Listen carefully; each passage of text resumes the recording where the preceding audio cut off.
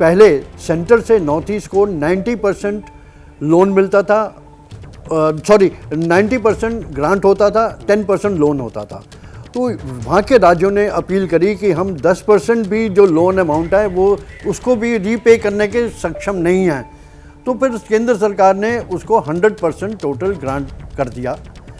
इतनी डिपेंडेंस है सेंटर पे कि आप देखिए वो 100% ग्रांट मिलती है और उसका सारा जो है खर्चा जो पूरा है ग्रांट का केंद्र सरकार उठाती है। 10% लोन भी इन्होंने वेव ऑफ कर दिया था, ये चेंज कर दिया सिस्टम इन्होंने। तो अब ठीक है, मैं आता हूं, सारी चीजों पे आगे बात करेंगे, लेकिन एक बार फिर से दर्शकों को बताना चाहूंगा अभी की बड़ी खबर अरुणाचल प्रदेश को लेकर यही है कि बीजेपी की सरकार एक बार फिर से वहां पर बनती हुई नजर आ रही है। रुझानों के मुताबिक भारी जीत की ओर बीजेपी इस वक्त बढ़ रही है। ईटानगर में मनोज्ञा मेरी सहयोगी मौजूद हैं। मनोज्ञा, लगता है आपको कि इन आंकड़ों में अब फिर कोई बदलाव हो सकता है या ये जो ये रुझान है ये नतीजों में तब्दील हो जाएंगे?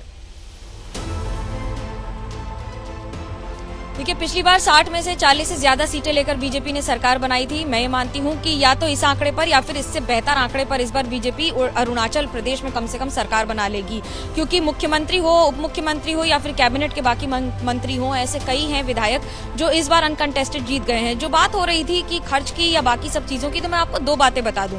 मैं पूर्वोत्तर में करीब 20 वर्षों से ज्यादा 2 दशक का एक्सपीरियंस रखती हूँ। 2013 में जब मैं तेजू गई थी, जो कि चाइना बॉर्डर पर है, क्योंकि उस समय खबर ये आई थी कि चाइना ने इंकर्जन किया है, उस समय वहां तक पहुंचने के लिए रास्ते नहीं थे। गाड़ी पर जाते समय ऐसा लग रहा था कि जब हम गाड़ी से उतरे थे तो जैसे किसी फैक्ट्री के मजदूर नहीं उतरते उस तरह से पूरे आप धूल मट्टी से सने हुए उतरे थे वहां पर, और वो भी करीब 1.5 दिन पैदल चलने के बाद आज तेजू में एयरपोर्ट है। ये परिवर्तन है। परिवर्तन ये है कि पूर्वोत्तर भारत ने करीब 10 साल तक देश को प्रधानमंत्री दिया है असम से। डॉक्टर मनमोहन सिंह राज्यसभा के सांसद रहे हैं असम से, लेकिन पूर्वोत्तर में उन्होंने कितने दौरे किए और प्रधानमंत्री नरेंद्र मोदी ने कितने दौरे किए, ये आंकड़े सबके सामने हैं। पिछले 10 वर्षों में प्रधानमंत्री नरेंद्र मोदी ने पिछले 70 वर्षों में जितने प्रधानमंत्री आए हैं उन सबके रिकॉर्ड तोड़कर एक नया रिकॉर्ड कायम किया है। तीसरी महत्वपूर्ण बात, जिन इलाकों को सबसे दूर दराज के इलाके कहा जाता था या फिर ये कहा जाता था कि ये देश का आखिरी गांव है, उसे देश का पहला गांव कह देने से सिर्फ पर्सपेक्टिव नहीं बदलता है, बल्कि वहां तक पहुंचने की नियत और उसको पहुंचने की तकनीक दोनों बदल जाती है। जब महत्व मिलता है पूर्वोत्तर भारत को, तो उस इलाके को ऐसा लगता है कि कोई तो है जिसने दिल्ली की दूरी कम से कम कर दी है और सुध ली है, ये नहीं कहकर कि यहाँ से जनाब दिल्ली दूर है।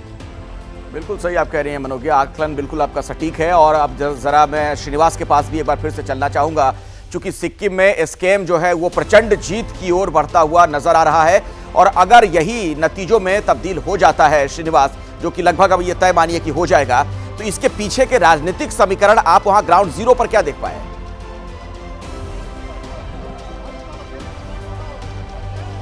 अखिलेश, देखिए, जहां तक अभी पहले आपको ताजा खबर बता दूं कि तकरीबन 30 सीटों पे रुझान आ चुका है। 4 राउंड की मतगणना हो चुकी है और ट्रेंड करीबन वही है जो सुबह पोस्टल बैलेट के खुलते ही शुरू हुआ था। और जहां तक आपका सवाल है, तो मैं कल यहां आया और जहां तक रास्ते में आते हुए मैंने लोगों से बातचीत की और तमाम, तो कहीं ना कहीं जो पिछली 25 सालों की सरकार थी 2019 तक, पवन चामलिंग से 1993 से 2019 तक, तो उनके खिलाफ एंटी इनकम्बेंसी बहुत तगड़ी थी। और खासकर अगर बात की जाए तो सिक्किम क्रांतिकारी मोर्चा की, तो ये 2019 में आई एंटी इनकम्बेंसी के नाम पे इन्होंने अपना पांव यहाँ जमाया। और कहीं ना कहीं जहाँ तक केंद्र सरकार की बात है, तो नॉर्थ ईस्ट के इलाके में, जहाँ सिक्किम भी एक स्टेट आप कह सकते हैं, सिक्किम में भी विकास के नाम पर बहुत ही अच्छे काम हुए। तमाम लोगों से जब हमने यहाँ पूछे थे कि आखिर आपने किन तमाम मुद्दों पे वोट दिया है, यहाँ पे जो तमाम लोग हैं, तो उनका भी यही कहना है कि सिक्किम को वो तमाम चीजें अब मिलनी शुरू हो गई हैं जो उन्होंने आज तक नहीं देखा था।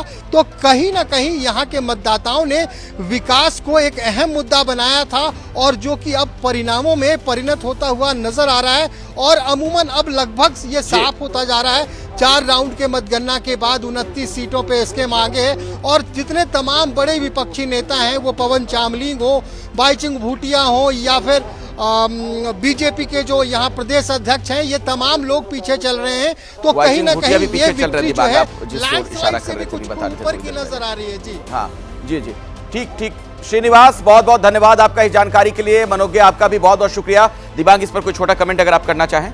जी हाँ, वो भी अभी बिल्कुल। पीछे चल रहे हैं। हाँ। अगर पीछे चल रहे हैं तो एक बड़ी बात है, फिर ये एक बड़ी जीत होगी और सिक्किम ने लगातार सरकारें दोहराई हैं, लगता है कि राज्य उसी तरफ जा रहा है, लेकिन अभी भी काफ़ी राउंड बाकी है, देखते हैं आगे क्या होता है। छोटी छोटी कॉन्स्टिट्यूंसीज हैं, जल्दी चुनाव इसका आ जाएगा। हाँ, लेकिन ऐसा लग रहा है कि लगभग चीजें अब स्पष्ट हैं।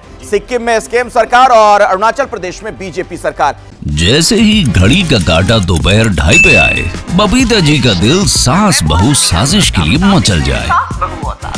और ये है इनकी बहू, पूरे दिन ऑफिस की टेंशन हो जाए गॉन जब ये करें अपना फेवरेट शो फ्री टाइम पे ऑन। इनकी तरह आप भी देखिए अपना फेवरेट शो अपने टाइम पर और डाउनलोड कीजिए एबीपी लाइव ऐप अपने स्मार्ट टीवी पर।